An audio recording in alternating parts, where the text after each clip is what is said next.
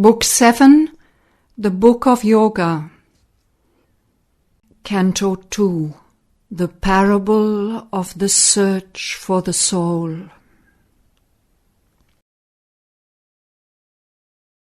All the world's possibilities in man are waiting as the tree waits in its seed. His past lives in him. It drives his future's pace. His present's acts fashion his coming fate.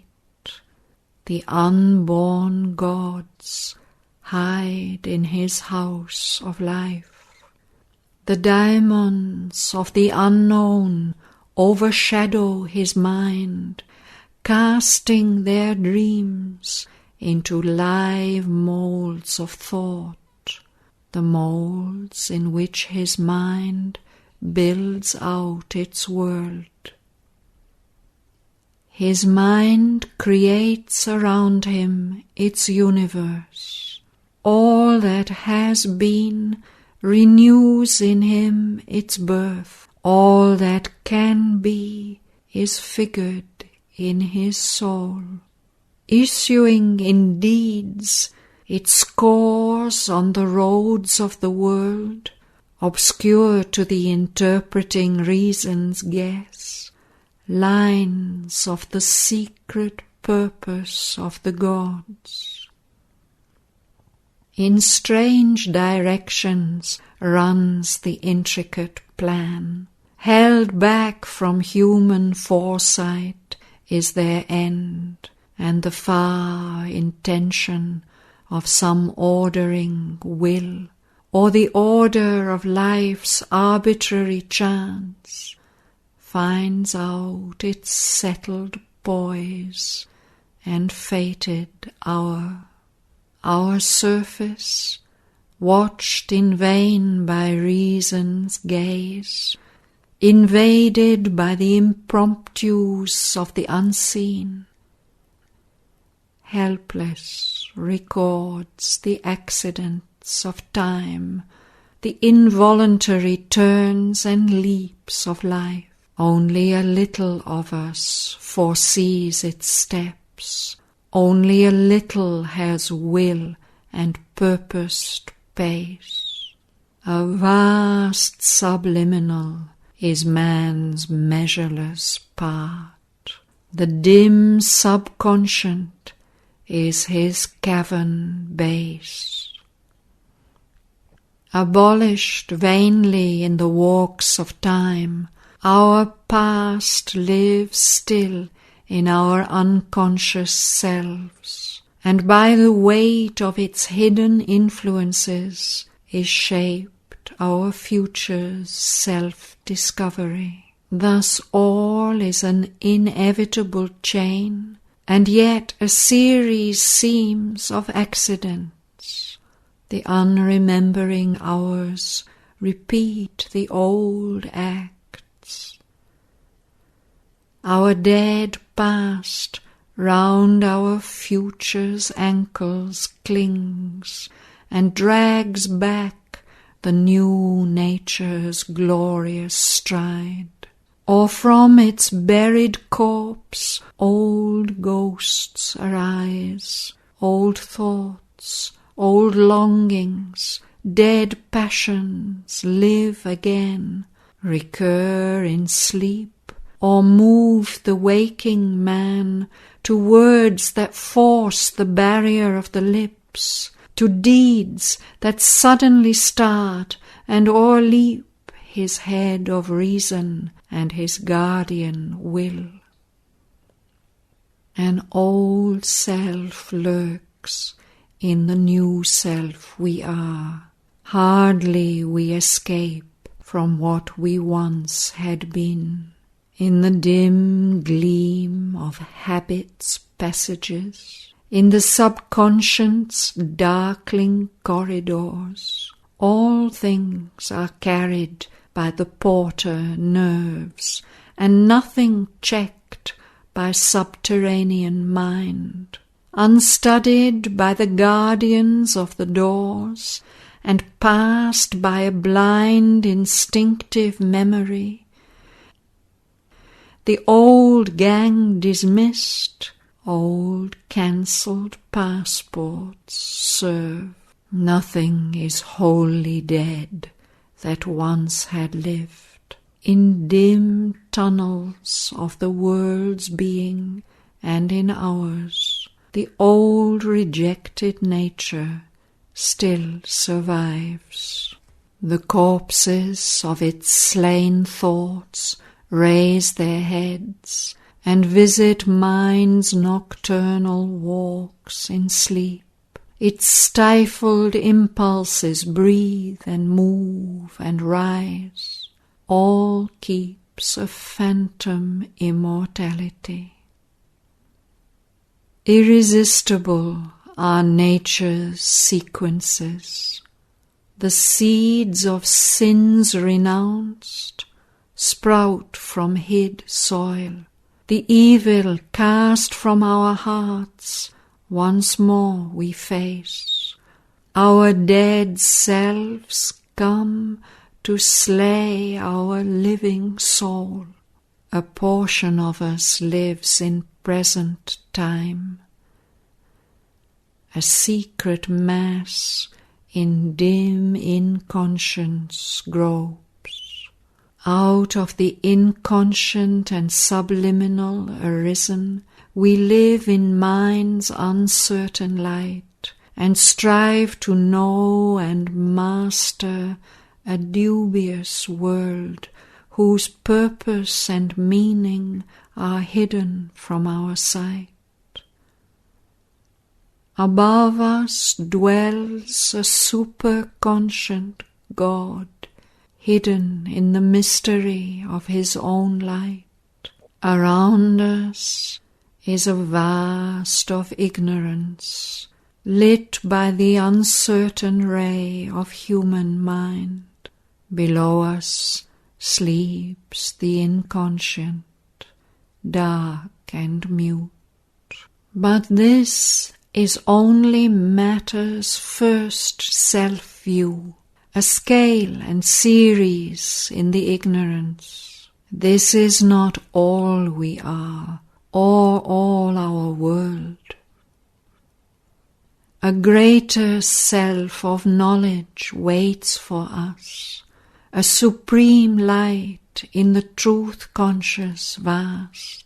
It sees from summits beyond thinking mind.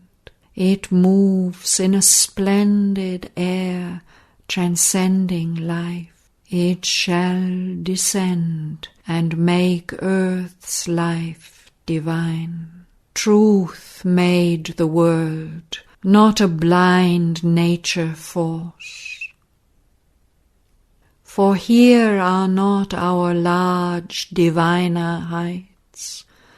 Our summits in the superconscious blaze are glorious with the very face of God. There is our aspect of eternity.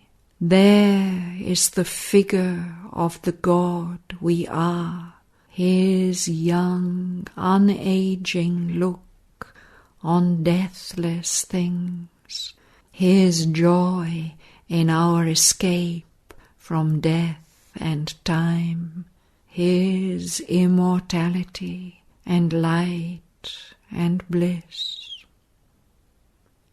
Our larger being sits behind cryptic walls. There are greatnesses hidden in our unseen paths that wait their hour to step into life's front. We feel an aid from deep indwelling gods. One speaks within. Light comes to us from above. Our soul from its mysterious chamber acts. Its influence, pressing on our heart and mind, pushes them to exceed their mortal selves. It seeks for good and beauty and for God. We see beyond self's walls our limitless self. We gaze through our world's glass at half-seen vasts. We hunt for the truth behind apparent things.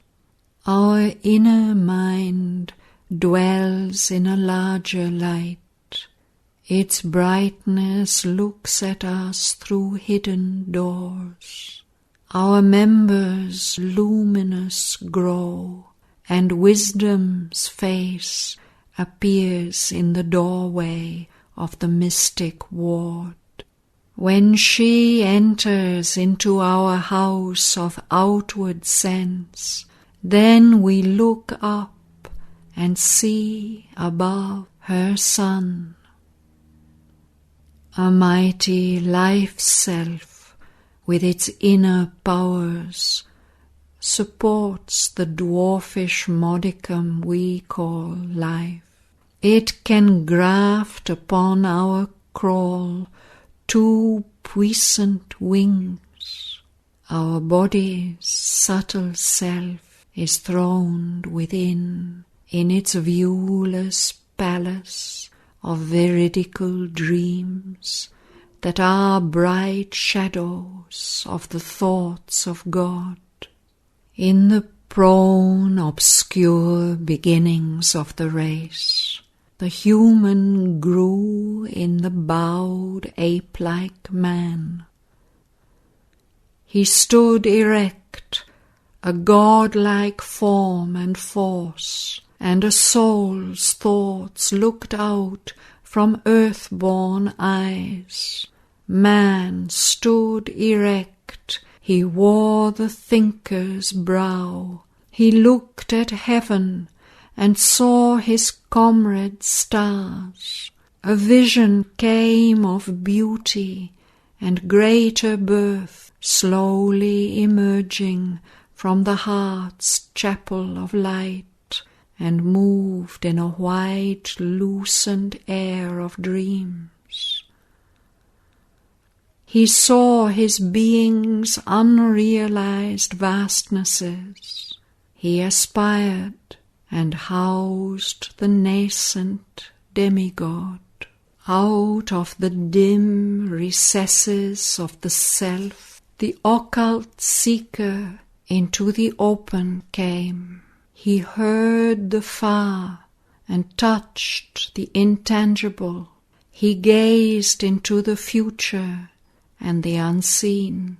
He used the powers earth instruments cannot use. A pastime made of the impossible, he caught up fragments of the omniscient's thought. He scattered formulas of omnipotence. Thus man, in his little house made of earth's dust, grew towards an unseen heaven of thought and dream, looking into the vast vistas of his mind on a small globe dotting infinity. At last, climbing a long and narrow stair, he stood alone on the high roof of things and saw the light of a spiritual sun.